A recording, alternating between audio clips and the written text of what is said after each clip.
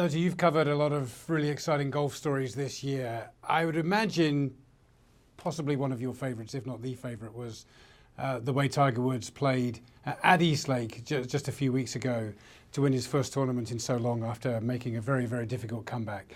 Given your personal relationship with him, what was that like for you to witness that?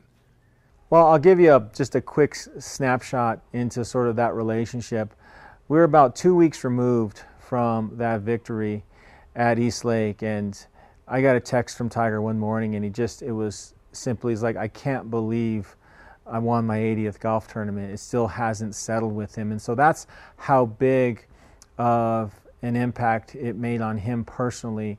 And the ripple effect that it's having on our game is extreme. I mean, the economic benefits, the television ratings, the interest in the game. More people have a tendency to pick up a golf club because of the things that Tiger Woods does on the golf course. And it's just a huge benefit to all of us in this industry, and everything that he had to go through to accomplish that. I mean, I sat in his house, in his living room, where, you know, right after that first surgery, where he was moving around like an 85-year-old man, and I literally thought that the career of the greatest golfer that I had ever known and one of my dearest friends in the world was coming to an end. And to see what transpired at Eastlake and everything that built up to that, his finish at the Open Championship and his second place finish at the PGA Championship, he was knocking on the door for the better part of 6 to 8 weeks, and he just didn't quit, and he hung in there in typical Tiger Woods fashion and built up a big enough lead and played far superior golf that week. Nobody can take anything away from Tiger Woods at Eastlake in the Tour Championship, because every single player that teed it up that week knew that he played the best golf for the entire week. The sight of the crowds at Eastlake swarming onto the 18th green at the end really were quite extraordinary.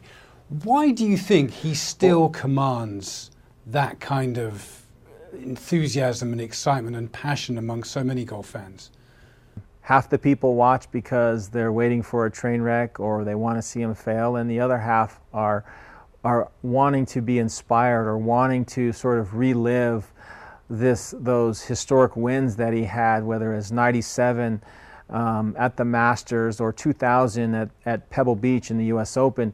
Those are nostalgic type of victories that make people that were sort of at a different point in their life remember just how fun sports and golf and Tiger Woods made watching golf. And I think that all of the distractions and the challenges that Tiger has had off of the golf course have not only brought in more people to take an interest in whether or not he's going to make the cut, or if he's going to make the putt or win the tournament. And it just, you see it in the television ratings. There's not a single player, not even close, in our game that can drive ratings like Tiger Woods when he just plays. I mean, he doesn't even have to win. He just needs to tee it up.